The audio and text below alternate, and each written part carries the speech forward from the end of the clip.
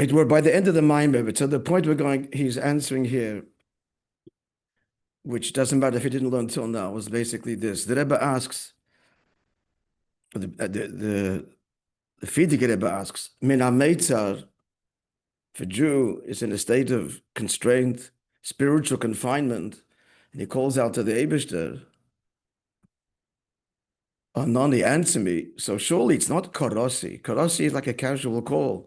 It's Shavosi, to entreat, to plead, to cry, supplicate, beg, but not just a simple casual call. Menametzi zoakti, shavati, zoakti, the zoakti. Korosi? That's the question. And the Rebbe answers after this whole explanation that what's the true Meitzar? There's two kinds of Meitzar. There's the relative Mitzar and there's the absolute Mitzar. What's the relative Mitzar is? A person has to grow in Yiddishkeit. So he knows wherever he is right now is Mitzar relative to the level that he'll achieve in understanding and feeling and experience. And that'll be a Mitzar relative to the next level until it continues. Holy Stalshalus is that way. Spoke about the ordinary shofar and the great shofar, the broadness, the merchav of the ordinary shofar stam is meitzar compared to the narrow place of the shofar gadol. Explained at length in the Maamar. Good. So even though a person's gone through the whole avodah of slicha, of elul and slichas and the Dor Hashem Oidi and given the sarachamim, he's holding a very high level, no question about it. But still a meitzar compared to the next level. That's one kind of meitzar. That kind of mitzar, a longing for an experience, for a level, and you know where you want to be? I want to be like this guy. I want to feel what he feels. I want to understand what he understands. You can articulate that. That's a shaiva, that's a tzayko, that's a longing. You don't get there without hard work. And that hard work is clamor. It's not the mitzar we're talking about. The mitzar we're talking about before Tkiyas, where the Eibush himself is revealed, is the recognition that all levels of experience, no matter the loftiest, are Mitzar. And the longing here is not, I want to get there and experience anything. It's just calling you. It's just acknowledging and calling to the Eibush, to the Atzmos, and that's not dramatic and that's not clamorous. It's not about an experience in another level. I'm going to say something to illustrate the point a little bit. It needs explanation, but just let's pretend it's a Farbrengen. Farbrengens also need explanation, mind you. A way of analogy, it's the same thing, really. The koisel, the oil. Oil means the Shamas Yisrael. That's what oil means at their core. The koisel, you clamor. Gewalt. Because, Beis HaMikdash, you have all of these imagery and the Churban and the Golos that Yidden have suffered. It's a place of great drama. And should be. Pound the walls. How does Yid go into the oil? It's a barely perceptible knock. It comes in quietly. Because what's the oil is Neshamas Yisrael. What's Neshamas Yisrael? One thing with Eibush himself. And there's no clamor. That's not about it. It's about nothing other than absolutely you. And everything else follows. Everything else follows. We're not dismissing the koisel and the mile of the clamor and the levels and the longing and the crying and the articulation of the cry. The verbiage, then that's all critical and necessary. But the foundation of it all is the simple you and me. I'm a Yid. And therefore it's karosi. It's just a simple call. And the paradox is, even deeper, the Maamar doesn't say this, but based on other Maamarim, at the end of the day, levels you haven't attained yet are distant from you, so you clamor for them. The Eibishter, Atzmos, he's right there all along, at every level. It's a local call. It's not even a call. We're just acknowledging this truth now. Atzmos bis galas, but Eibushter is always there. But that's laid bare on the moment before Tkiyah Shofar, that reconnection in the deepest essential way, and therefore it's quiet, it's casual, korosi, not distant. It's beyond longing. I want to be. That's tomorrow. It's tomorrow. It's today. It's the day after. I want to translate that connection into growth, into achievement. That's all today. Not the moment of Tkiyah Shofar. The moment of Tkiyah Shofar is, it's me and you. And I'm acknowledging that we are one and embracing that. And that's virtually silent. The Zohar says that the shofar really is a kol pnima, the lo yishtam. It's really a silent sound, which is why when Rosh Hashanah falls on Shabbos, you don't blow shofar. Gewalt, why? Because someone might carry it. I mean, how was it dismissed so almost, frivolously? A concern that could never happen, really, because it comes Shabbos, we can really lay it bare here. It's the cry here, the lo yishtam.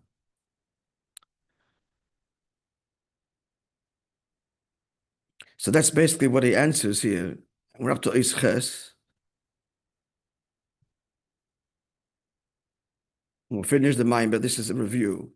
And he adds now nuance to this idea of korosi. Yeah, everybody has it. So from the constraint I call to the Eibishter, he answers. Anoni actually is past tense. Aneni is answer me. Anoni is he answered him. Which is also interesting. Not for now. It should be like, please answer me. Not he answered me. Because one of the answer poshet is, it's a given. There's not a question here. This essential connection, this is levels are the yerde nicht. Atzmos, everybody. I'm a Yid, everybody. So when the call comes, what's the Mitzar now? The Mitzar is at any level of experience is a Mitzar. Here, this moment, he's holding by head that there's no independence, there's no self. It's we are one, you. And my neshama is rooted in you. That means head of the Metzias. The Jew disappears when you go home. Head of Metzias means the independence is not, there's no independence. That's what's missing virtuously. So Nimshach, this draws Gam Bilamayda, it draws the Eibishter beyond Metzias, meaning levels, definitions, madreges, spheres. And that's the mercha for atzmit, atmos itself. The term mercha for here, broad, means broadness without end, meaning the true bligvul. So he adds more detail. Like the Friedrich Rebbe explains in the Maimer Tavshin Tes, on which this Maimer is based, the difference between calling someone by their name, as opposed to praising them al the Atorim through descriptions, adjectives, chacham v'chazden. Now it's very significant to call someone by these descriptive terms. That has a strong effect, and that is davshal the Atorim chacham v'chazden nasis oideres v'gilei koiches the chacham v'chazden. If you call somebody wise and benevolent, you stir those very properties in them. So that's powerful. So you're touching them very deeply. You're touching those koiches, which could be latent, and you're making them confront, yes, I am a chacham, I am a chazdan, and you're encouraging its revelation. Is Hashem belvad. When you call a person by their name, or just like you, or even the name, you're not describing any quality or property. Thousands of people have the same name even. That's externally. So externally, describing the person you're referring to is a deeper, more intimate connection. No, because you're actually addressing their uniqueness. and you're stirring them. On the other hand, however, when you call the person a chacham, a wise person, a benevolent person, what are you touching? His soul faculties, not the core essence. And what are you doing? By calling them this way, you stroke it from its concealed state, these faculties, these talents, these abilities, from a concealed state to a revealed state. But the simple you, or the name, you touch the essence of the person, beyond his unique personality traits and so on. Even deeper than those koiches as they are in a latent stage, a latent a level, deeply in the nefesh, even deeper than that. We touch the etzem. We're following this? Yes. The simple name touches the core essence,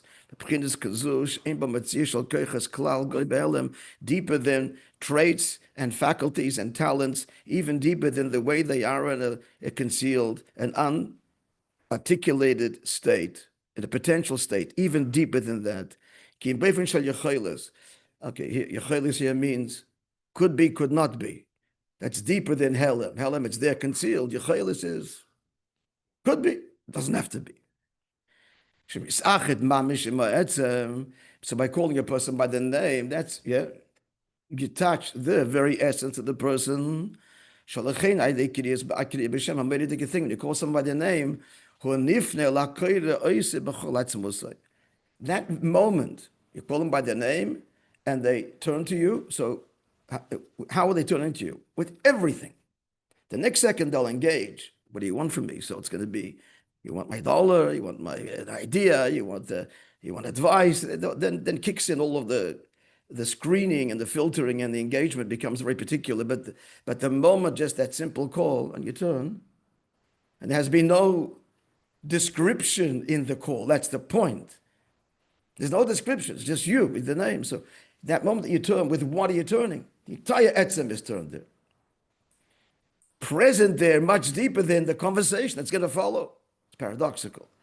But the conversation which follows is engagement. It's based very, very singularly on what the engagement is all about. But not that moment that you turn.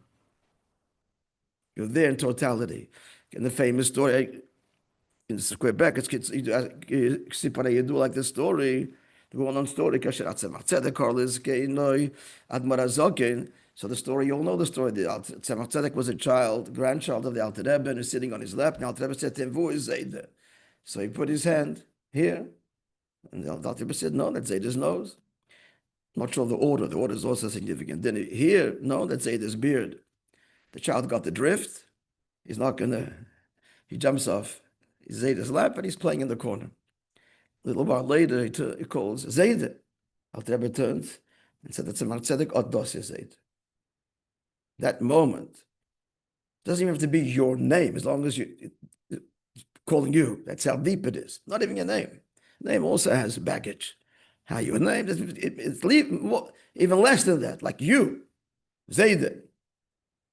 The moment he turned, child says, "Ados Zayde." It's a meridic story to consider that Tzedek was a child of 5 or something, and that he grasps and he reveals forever for all of us this depth of Kriya B'Shem and Peine B'Chalatz Musay. That moment, you're all there.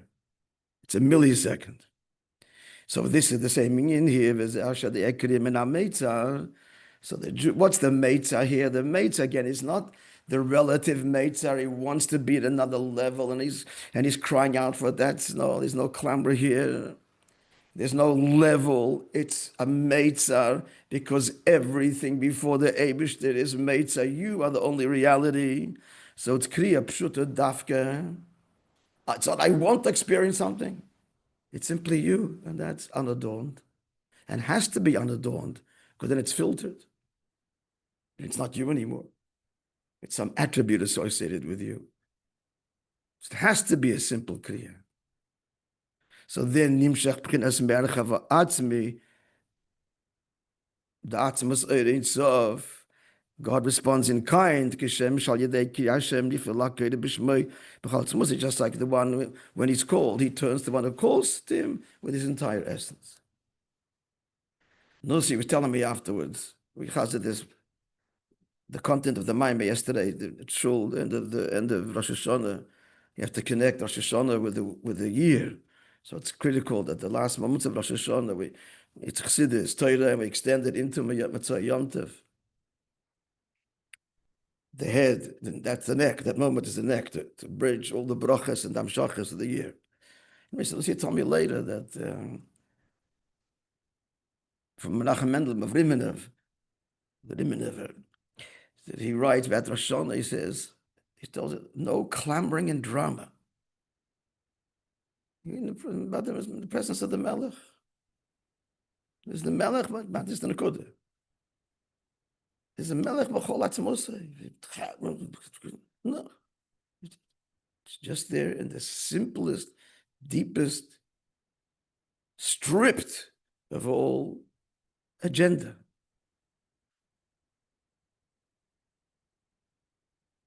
I just saw the other day, it was someone, Shlomo Zarchi was sharing a Fabrengen with Rabbi many years ago. So the Fabrengen with two elder Chassidim was around the Rosh Hashanah time. I think he said who they were, I don't remember. That's not so important. So the whole Shaila was, what is it you think about Rosh Hashanah? And what's the... So one of the Chassidim said, Kipshuter. Everybody knows a famous Agos Maimin is the Rosh Hashanah, the judgment, Bashid Gashmias. Gashmias live in like what we say, Sanatoikev. And then ask for good health and ask for Panose. The Rabbi is aghast.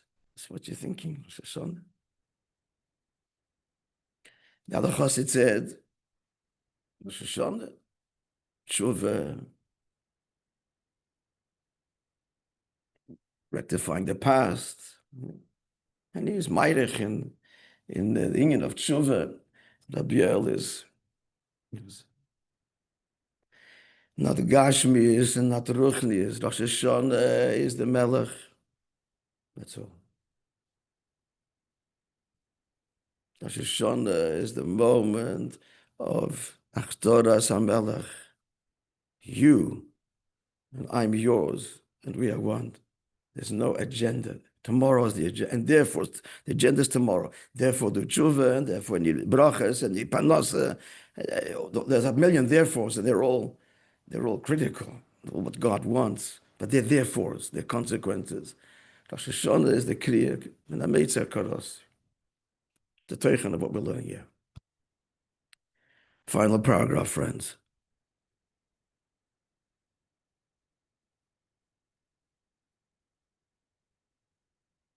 I mean, everybody knows the famous sikha of the Rebbe on Haftarah's Chana. Yeah, I heard that sikha. It's my first Tishrei. The Nakuda is, you know the story, Chana is pouring her heart out, she wants a child. And Eli, the high priest, thinks she's shikr. Admo tishtakorin. How much longer will you be intoxicated? Hasidi yenich me'alaich, remove the wine from yourself. That's what he tells her. And she says, no, my Lord, but I'm pouring out this,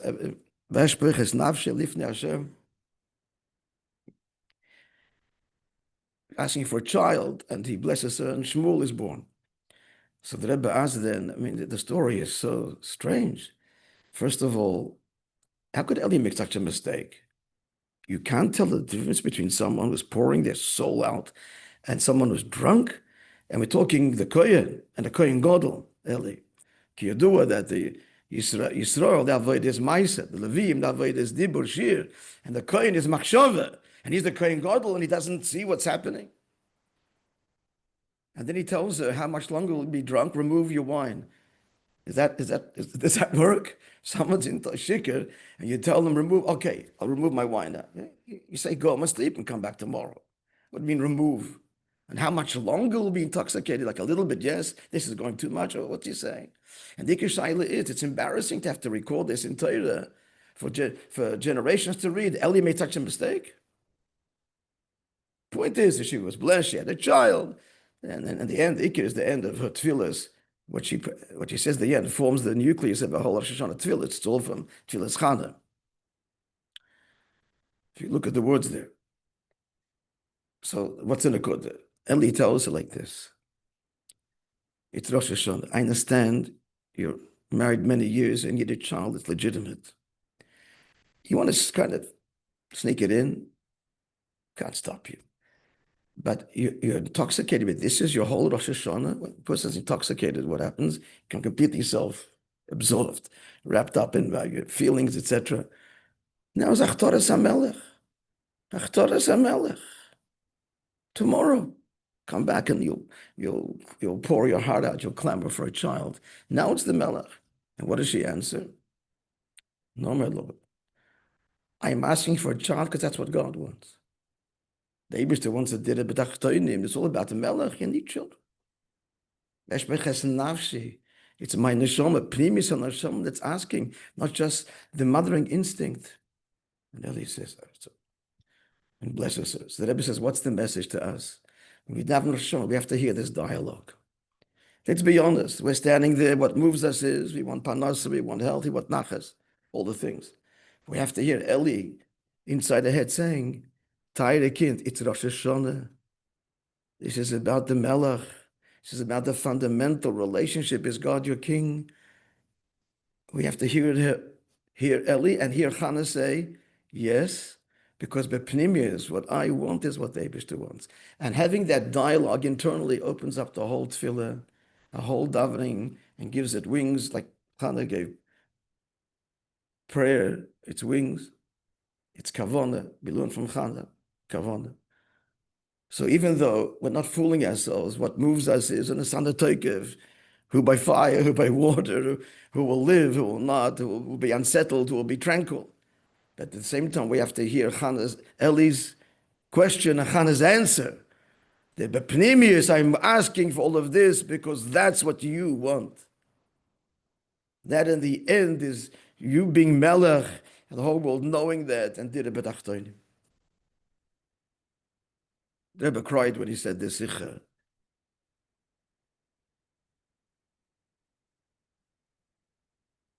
When Elkanah said to Chana, the husband, I'm better than 10 sons. Why do you need a child? I'm beginning of the story. The Rebbe cried then.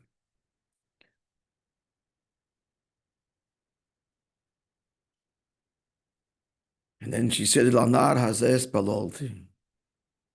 I cried for this child. Again, Shlomo Zach used to verbring us, and we were in yeshiva.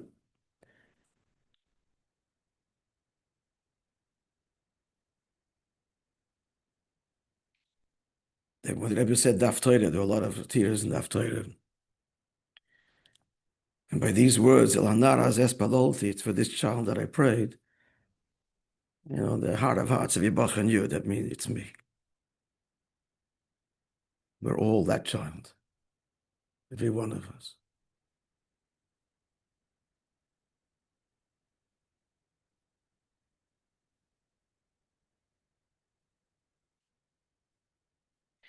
During the Haftarahs, the Rebbe cried in the early years much more. Often in places it was hard to understand Das Tachten, why the tears here. Very often when he cried, we could see it was but after Rosh Hashanah, even in Das Tachten, from our perspective, I'm not saying that that's what it is, God forbid, but extremely, extremely emotional. Everybody tried to get there to.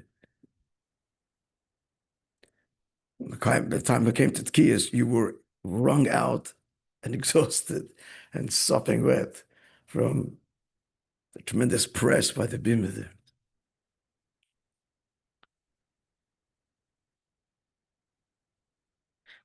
Last paragraph, friends. So this is the meaning that the Gemara says, that every year that is pour at the beginning. Remember, the pasuk says Mereish Yishon Vadachar Yishon, beginning of the year to the end of the year. The word Reishis is missing an aleph, which can be read not first, but poor. So the Gemara says any year that's poor at the outset, which means this bittul, this Hameitzar, Misasheres B'Seif on the end is wealthy and rich. As Rashi explained, they've explained this before. You didn't make themselves poor. Are they or aren't they? What do they make themselves? But they've explained because we can never really know. We're stuck in self. It's impossible to truly feel how we're not independent and there's no independence. You can just say it, we can't feel it because we're going to be forever stuck in consciousness.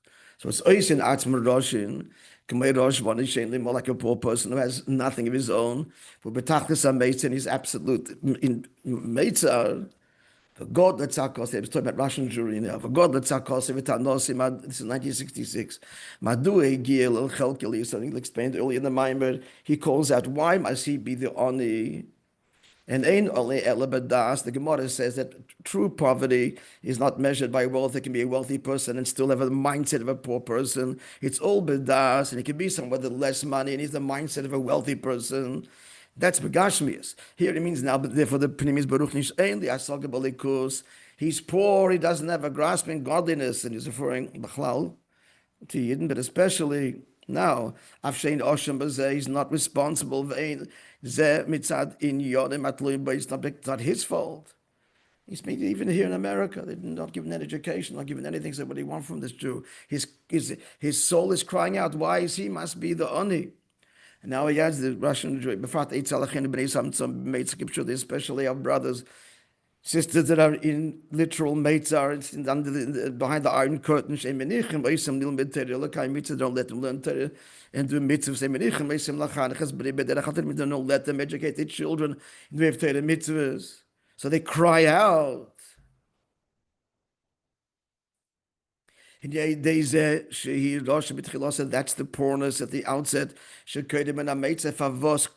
Why does it come to him? As a misasheres b'soifo, that Rabbi legitimized this. This is the culmination of the Maimer. So the end is this richness behind the miyad achli atkiya shoifer. The floodgates are going to open. It started then. He still worked on it, but it began then. The first Jews came out of Russia then.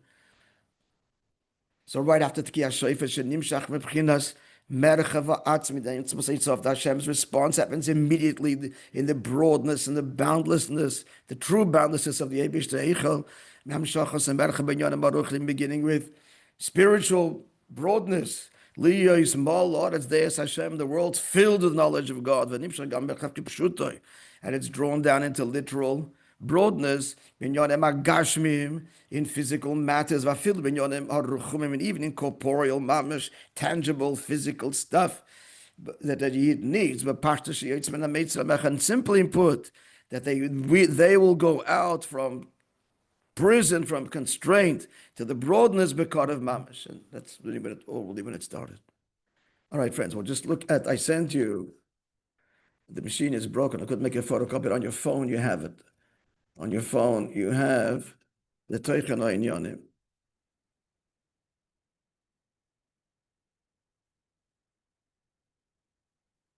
You see it? Yes. Good. So let's have a look at it. Tefillah so only. Send it to you. You'll listen. Actually, I'm just going to say it in English, not translate it, because we don't have much time left. Wouldn't it be a beautiful part of the Maimer? The pasuk says this pasuk was quoted as part of the foundational explanation to resolve the Mitzar and the Karasi. So the pasuk says, "Tefillah only the prayer of the poor, ki yatif, when he wraps himself in his talis, v'lifnei Hashem yishpach sichem, before God he pours out his conversation." Conversation. That explains, because he has complaints. Why is he the makabel? Why is he the makabel? And this dynamic of must be a makabel is applies to all of the levels of ishtalshalis, even lifnei atzimtzum. There's mashpia makabel. And accordingly, there's different levels of poverty. It's all relative. Meitzer. Even the loftiest level of Meitzer, the loftiest level is a Meitzer compared to a level above it. As we said earlier, right? Shofar Stam compared to Shofar Godel. Shofar Stam, the Madreg is Tiferes, and Shofar Godel is Bina. Explained the details of that in great depth. All to say that even leaving a Meitzer of one level of Shofar, it's narrow, you got to a broad place. That broad place is narrow compared to the greater shofar. It's still a mitzvah compared to the great shofar. So the title of the ani is like enough. Why must this? It doesn't really spell it out here, but why must there forever be the matzav of Hameitzar, Eibishter, make us one? And that's the answer. Ani b'merchav. So therefore, even after the whole avodah of Chodesh Elul, all the way till the morning before Rosh Hashanah, they went through the whole avodah Elul. Give me the Sarachim, David Hashem, Meiri v'Yishit, Ki HaShofer, Rosh Hashanah night, Rosh Hashanah morning, all these different stages.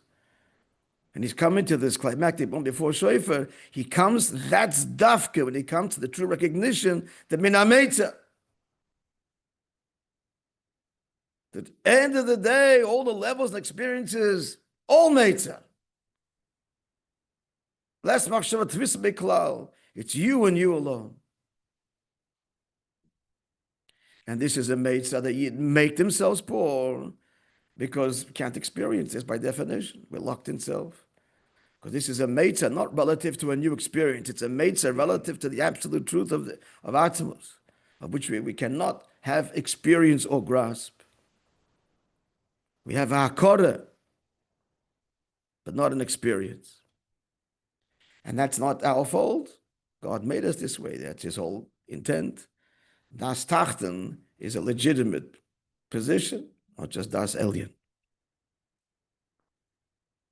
And then he concludes the Maimir that this Mitzar, in the face of Atzmos, means that all levels are a Mitzar, therefore there's no tzir, there's no form that has any intrinsic value, unlike the longing for a level which can be described, and therefore as a tzayka has a tzir.